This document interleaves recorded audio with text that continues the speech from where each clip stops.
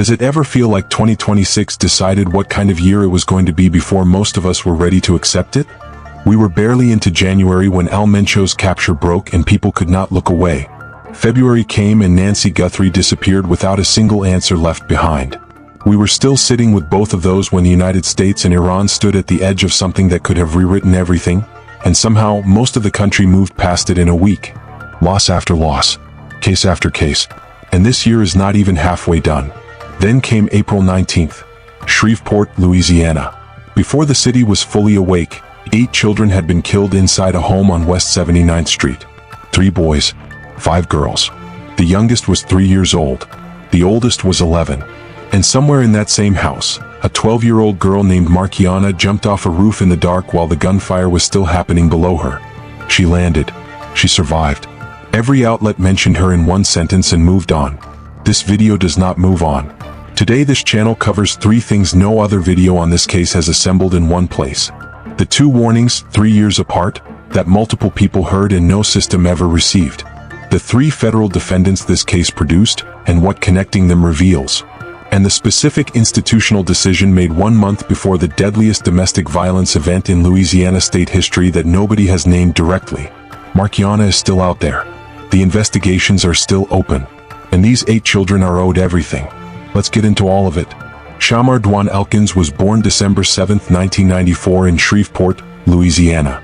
He grew up in Cedar Grove, the north side neighborhood where this story ends. His biological mother, Shamarr Elkins, gave birth to him as a teenager while battling addiction. She could not raise him. A family friend named Betty Walker stepped in and became the woman who actually raised him. Walker was his foundation, his stability, the person he called when things fell apart. Mahalia and Shamarr reconnected in the mid-2010s after he was already an adult, already a soldier.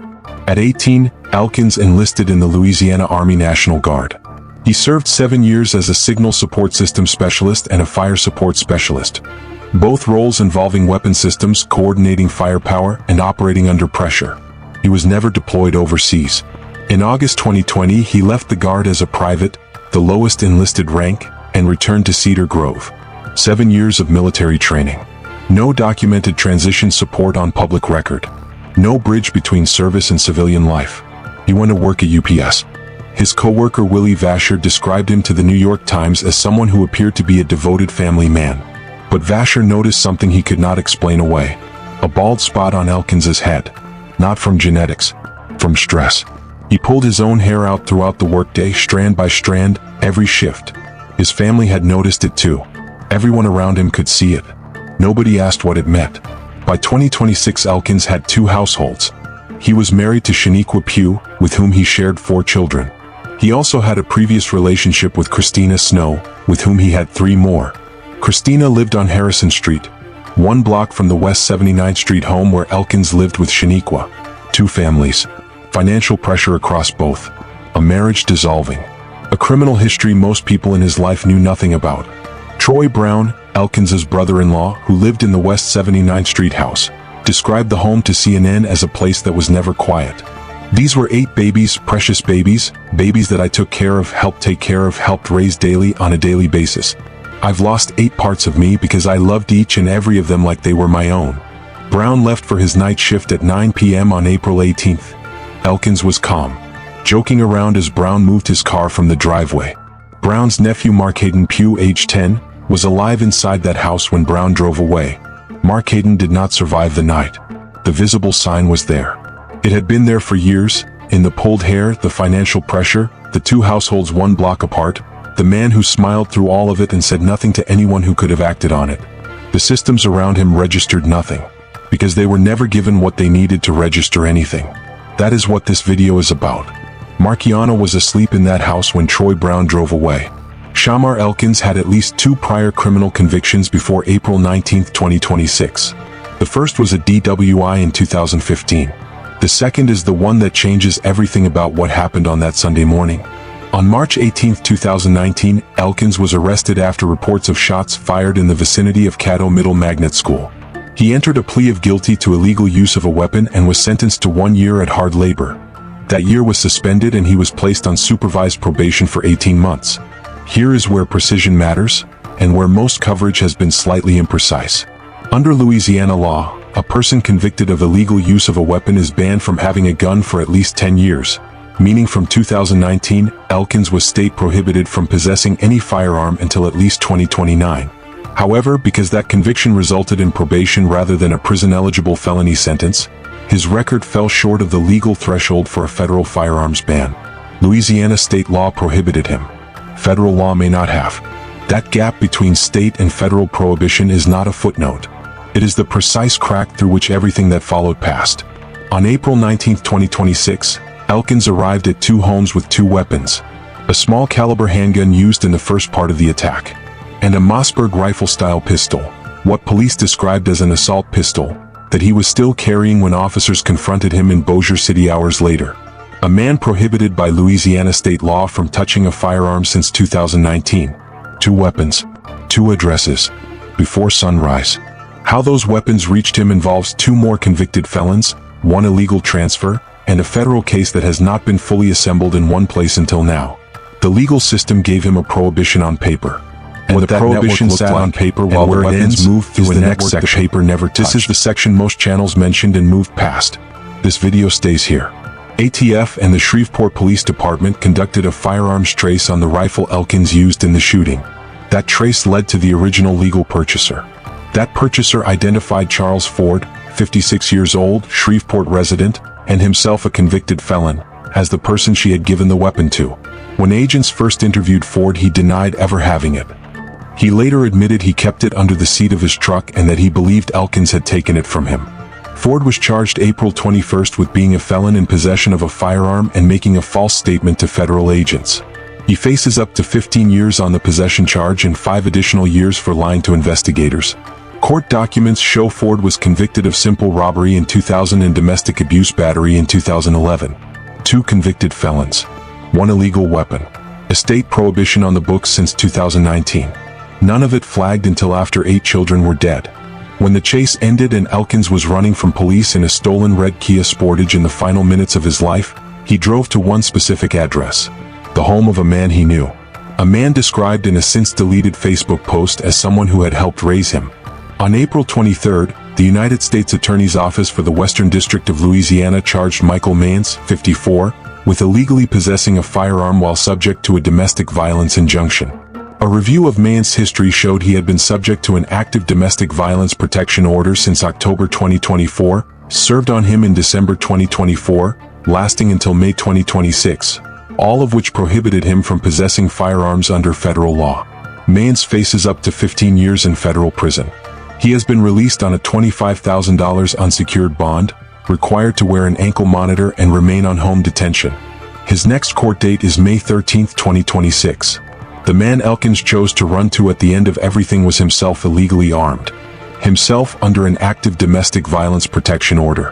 Himself a federal defendant within 4 days of the shooting. That is not coincidence. That is an environment. 3 convicted felons, 2 illegal weapons, 1 network, and the system that held a state prohibition on Elkins since 2019 never mapped any of it until the morning 8 children were dead. U.S. Attorney Zachary Keller confirmed the investigation into the full firearms acquisition chain is ongoing. How Elkins obtained the handgun used in the first part of the attack has not yet been publicly addressed. The legal failures in this case are documented, named, and now in federal court. But there is a category of failure this case contains that is harder to see, because it never reached any court, any database, or any record at all. It lived inside a family kitchen in 2023, and it sat there for 3 years. The year is 2023. Shaniqua Pugh and Shamarr Elkins are not yet married. They will marry in April 2024. They have 4 children together. They are living together. And at some point that year, Shaniqua raises the possibility of leaving. Betty Walker, the woman who raised Elkins from childhood when his biological mother could not, is in the kitchen cooking when it happens. Elkins is on the couch with Shaniqua. Their daughters are playing outside. Walker recalled being in the kitchen when Elkins made a chilling remark while sitting on the couch with Pugh as their daughters played outside. Walker walked up to him and told him not to think like that. Shaniqua said her husband was just playing. Walker replied, "Well, don't play like that." What Elkins had said directly to Shaniqua was this: "I'll kill you, my kids and myself." That sentence was never reported to police. It never entered a domestic violence database. It never appeared in any court document. It never reached the VA when Elkins checked himself in 3 years later. It sat as private family knowledge until after 8 children were dead. Betty Walker told the New York Times, "I never thought, and nobody ever told me, that he would go through killing himself and killing these kids. Nobody ever told me." That is not deflection. That is the precise gap named out loud. She heard the threat, pushed back on it, accepted the reassurance and carried it privately, because there was no framework available to her that said, "What you just heard has a name in research and there is a system built to receive exactly this information." That framework exists. It is called a lethality assessment.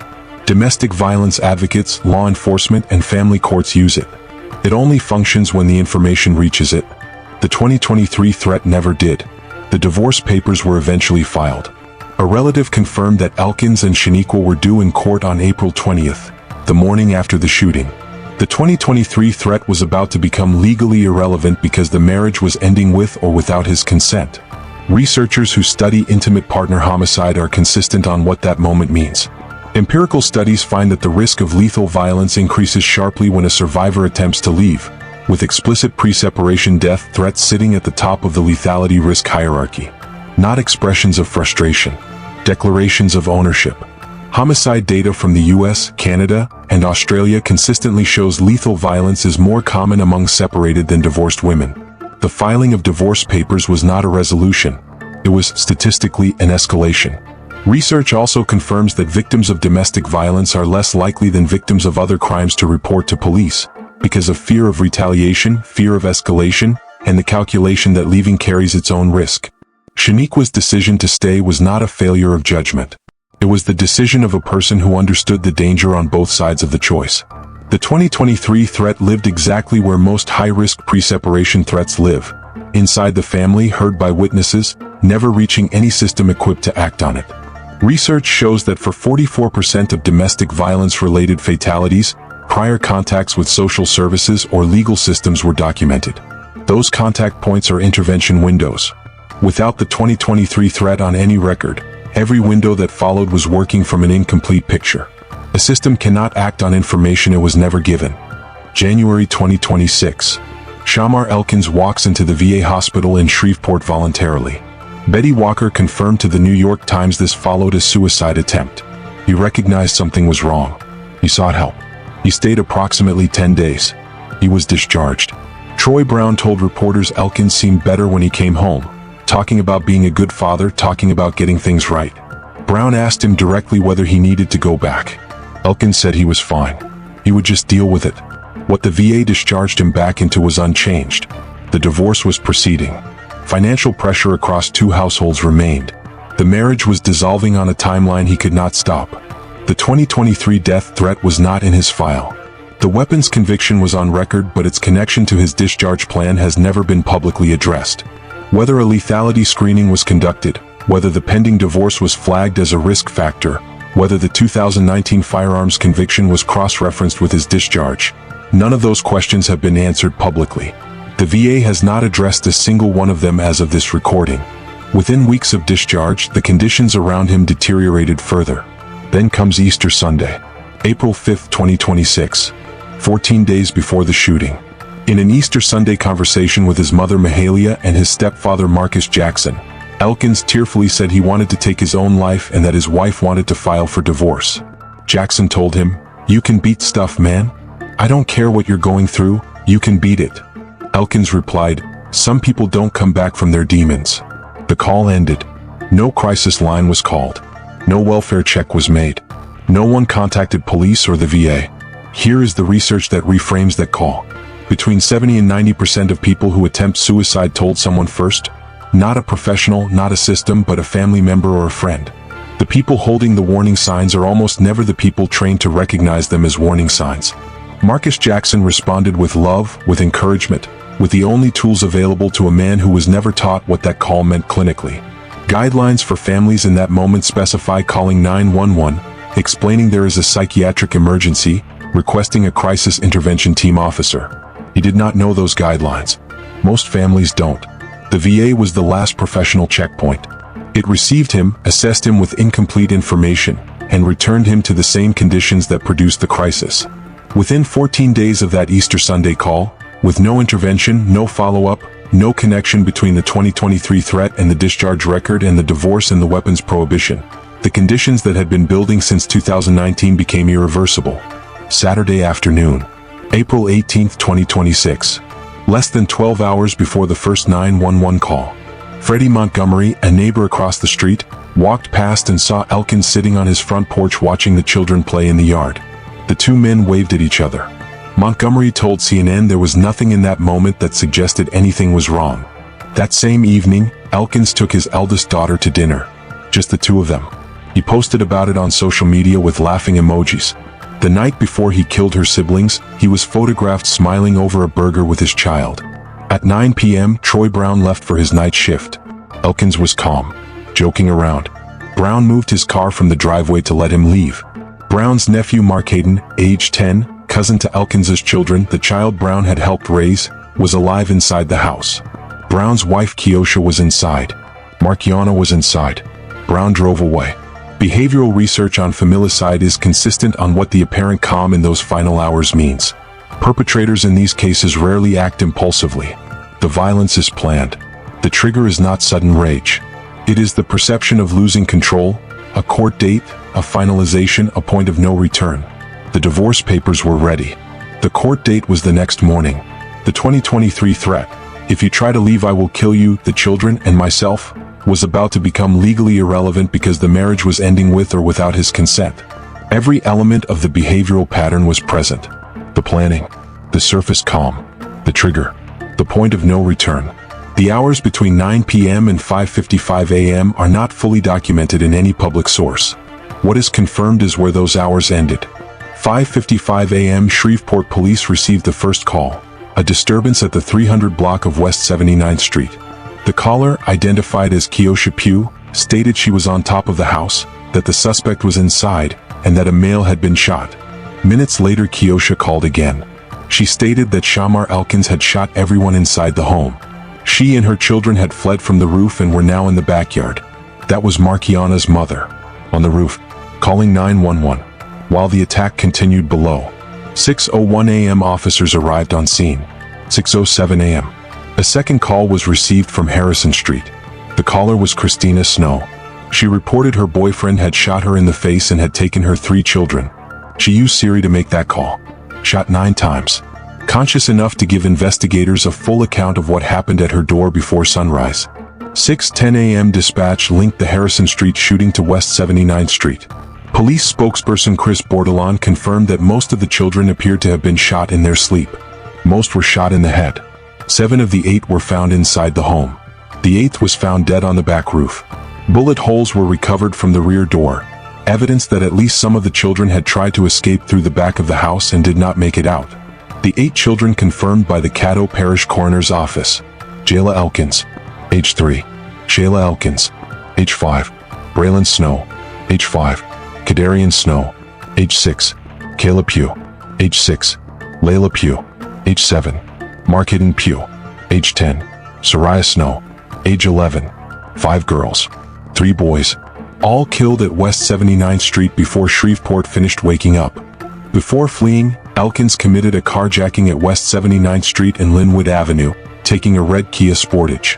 He led law enforcement on a chase from Shreveport into Bossier City, approximately 15 miles away. The chase ended on Brompton Lane, the address where Michael Mayans lived, the 3rd federal defendant. The man Elkins ran to at the end of everything.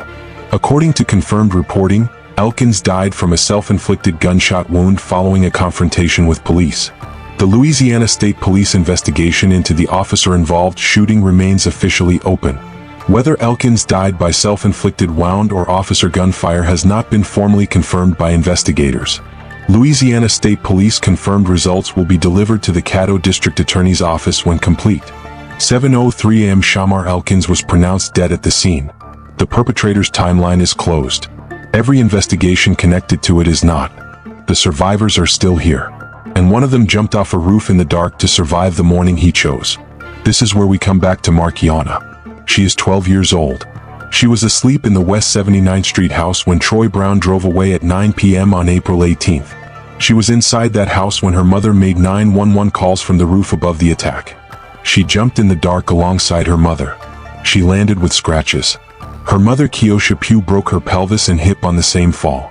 Markiana has since been released from hospital. She is 12 years old. She survived the deadliest domestic violence event in Louisiana state history by jumping off a roof.